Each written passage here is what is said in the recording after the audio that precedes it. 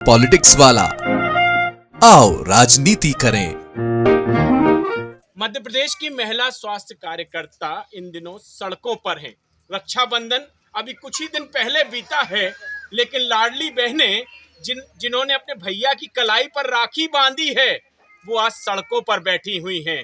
आखिरकार साहब क्या सोच रहे हैं अंदर बैठकर जो बहनें बैठी हुई हैं? आप देख सकते हैं, मैं अपने कैमरामैन सहयोगी से कहूंगा वो दिखाएं कि बहनें यहाँ पर बैठी हुई हैं, मौन धारण करके बैठी हुई हैं। और कुछ मैं उनसे चर्चा भी करूंगा, लेकिन वो कुछ कहना चाह रही हैं। क्या कुछ वो कहती हैं, क्योंकि बहनें के साथ साथ उनके बच्चे भी बैठे हैं।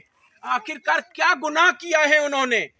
किसी ने 5 साल सर्विस पूरी कर चुके हैं, तो कोई 10 साल की सर्विस पूरी कर चुका है, लेकिन उन लाडली बहनों की सुध लेने के लिए कोई आ नहीं रहा है। कई दिनों से वो मांग कर रही हैं, राखी की तो लाज राख लीजिए साहब। आखिरकार कब तक आप घर के अंदर रहेंगे? हमारे साथ कुछ महिलाएं भी, क्या मामला है, क्यों आप लोग घर बैठे हुए हैं मंत्री जी के बंगले के सामने? जी, मामला ये है कि ग्रुप 5 के तहत नियमित नियुक्ति 2023 में जारी हुई थी एनएम की, और जिसके तहत 3 नियम के हवाला देके उस नियुक्ति से हमको अपात्र घोषित कर दिया था। और तो कुछ बातचीत हुई आपकी इन लोगों से, मंत्रियों से, अधिकारियों से? सर, हम लोगों ने याचिका दर्ज करवाई। याचिका दर्ज करवाने के पश्चात हम लोगों ने परीक्षाएं दी। परीक्षा देने के पश्चात हम मेरिट में आए, पास आउट हुए, है ना। भर्ती प्रक्रिया का प्रथम चरण भी खोला गया। प्रथम चरण के दौरान 123 अभ्यर्थियों की ज्वाइनिंग भी हुई। 123 अभ्यर्थियों को 6 महीने नौकरी, नियमित नियुक्ति देने के 6 माह पश्चात बिना किसी पूर्व सूचना के नौकरी से हटा दिया गया। बाकी जो 6 शेष अभ्यर्थी है, उनका दिनांक 28 अप्रैल को फाइनल जजमेंट आ चुका है डबल बेंच से। उसके बावजूद भी हम सभी पिटिशनर्स यहाँ रोड पे बैठे हैं, और इन्हीं में से 10-10, 15-15 वर्षों से संविदा पे कार्यरत करते हुए महिला बहुउद्देशीय स्वास्थ्य कार्यकर्ताओं को हो चुका है, लेकिन उसका भी इनको आज दिनांक तक कोई लाभ नहीं दिया जा रहा है। कुछ महिलाएं उम्रदराज हो चुकी है, नियमित नियुक्ति को तरस रही है, और आज जब हम संविदा पे काम कर रहे हैं तो हमको पात्र घोषित किया जा रहा है। और जब वहीं हम नियमित नियुक्ति की मांग कर रहे हैं, हमारे हक की मांग कर रहे हैं, तो हमको कहा जा रहा है कि आप अपात्र हो। कहा जा रहा है कि आपकी 18 महीने की ट्रेनिंग है, आप 2012-13 के अभ्यर्थी हो, आप अपात्र हो। आप वेटिंग में हो, आप अपात्र हो। आप संविदा कर्मी हो, आप अपात्र हो। तो साहब, हमने बिगाड़ा क्या है? यदि आपके पास नियुक्तियां नहीं थी, भर्तियां नहीं थी, तो आपने भर्ती निकालनी ही नहीं थी 2023 में। फिर कहा जा रहा है कि हमारे पास पोस्ट नहीं है। फिर कभी कहा जाता है कि कोर्ट में जितना लिखा है उतना ही देंगे। बावजूद इन सब के कुछ जिलों में माननीय CMHO साहब ने इन्हीं अभ्यर्थियों में से कुछ जिलों में सभी अभ्यर्थियों की ज्वाइनिंग कर दी। वेटिंग की भी, वर्ष 2012-13 के अभ्यर्थियों की भी, 18-19 के अभ्यर्थियों की भी, नॉन बायो के अभ्यर्थियों की भी। तो राज्य स्तर से उनको कहा जाता है कि ये अभ्यर्थी अपात्र है। फिर 2 दिन बाद वापस उन्हीं को बुला के कहा जाता है कि आप अपात्र हो, और वापस उनसे नियुक्ति आदेश वापस दे दिया जाता है। तो ये कैसी विडम्बना है? ये कैसी विडम्बना है साहब? कभी कहते हैं पात्र हैं, तो कभी कह देते हैं अपात्र हैं। बहुत सारी महिलाएं बैठी हुई हैं, देखिए छोटे छोटे बच्चों को लेकर आई हैं। कुछ तो तरस खाइए, आखिरकार क्या करना है, उनसे मिल तो लीजिए आकर। मैम, कहाँ से आप आई हैं? धार से यहाँ भोपाल आए हैं, बच्चों को लेकर बैठे हुए हैं। क्या दिक्कतें आ रही हैं?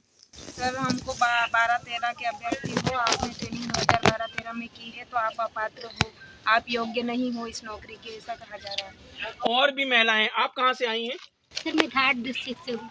आप धार से आई हैं? जी सर। बच्चों को लेकर आई हैं, परिवार को छोड़कर वहाँ आई? कोई सुनने आया, मिलने आया कोई? सर, अभी तो कोई भी नहीं आया है यहाँ पे। सर, हमारी परेशानी ये है कि सर, मैंने 2023 में परीक्षा दी थी, उसमें मैं पात्र हुई सर, और मैंने 6 महीने जॉब भी कर ली। जॉब करने के बाद अचानक से हमारे पास आता है कि हमको निकाल दिया गया। फिर उसके बाद अभी तक हम घर बैठे हुए हैं सर। कितने साल नौकरी की आपने? 6 महीने नियुक्ति कर ली, ये रेगुलर में हमने जॉब कर ली सर। संविदा में कितने? संविदा में 10 साल हो गए सर। संविदा में 10 साल हो गए साहब। और भी लोग, आप कहाँ से आए हैं? और मेरे को संविदा में नौकरी करते हुए 4-5 साल हो गए हैं, पर हमेशा डर बना रहता है कि संविदा की नौकरी कब चली जाए, कोई भरोसा नहीं। और रेगुलर तो कभी होने का चांस ही नहीं है, तो ऐसे कब तक करते रहेंगे संविदा में। हरदा से है, कोई धार से है, और भी महिलाएं हैं। मेरा नाम सुनीता ठाकुर है, मैं खंडवा डिस्ट्रिक्ट से आई हूँ, और विगत कई महीनों से हम लोग ये आंदोलन कर रहे हैं। और मंत्री जी द्वारा अभी पिछले मंथ 28 तारीख को जब जल त्याग कर हमारी दीदी बैठी हुई थे, तो मंत्री जी स्वयं आए थे और उन्होंने दीदी को जल दिया था पीने के लिए, पानी दिया और आश्वासन दिया कि आप लोगों का ये रक्षाबंधन के बाद आपका जो लेटर है नियमितीकरण का निकल जाएगा। परंतु रक्षाबंधन भी हो गया, जन्माष्टमी भी हो गई और अब श्राद्ध पक्षी गणेश जी भी बैठ गए। पता नहीं कब आदेश आएगा। इसी आदेश की गुहार में हम लोग आज फिर आए हैं, परंतु आज भी हम लोगों को पुलिस कर्मियों द्वारा सभी द्वारा बोला गया कि 2:30 बजे मंत्री जी आएंगे, फिर बोला गया 4 बजे आएंगे, फिर बोला जा रहा है कि 5 बजे आएंगे। सुबह से हम लोग यहाँ आकर बैठे हैं, परंतु कोई सुनवाई नहीं हो रही है। यहाँ से वहाँ भगाया जा रहा है, वहाँ से यहाँ भगाया जा रहा है, बस यही है। मतलब हम लोग कर्मचारी हैं, ना कोई इज्जत है, ना कहीं बैठने की जगह है, ना पानी पीने की जगह, कुछ भी नहीं है।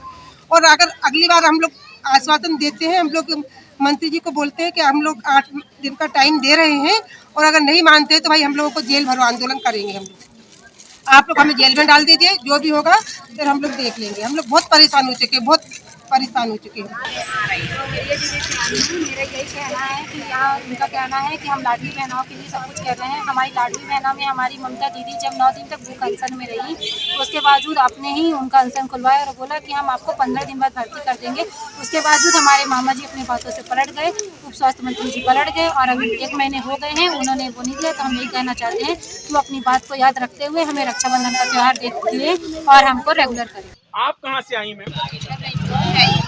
हमारा बेटर है 19-20 वालों प्राइवेट कॉलेज, इस वजह से ले नहीं रहे हैं कि प्राइवेट कॉलेज से आपने कोर्स कर रखा है, सिर्फ गवर्नमेंट कॉलेज वालों को लेंगे, प्राइवेट कॉलेज वालों को नहीं लेंगे। 19-20 में ये मैटर आ रहा है।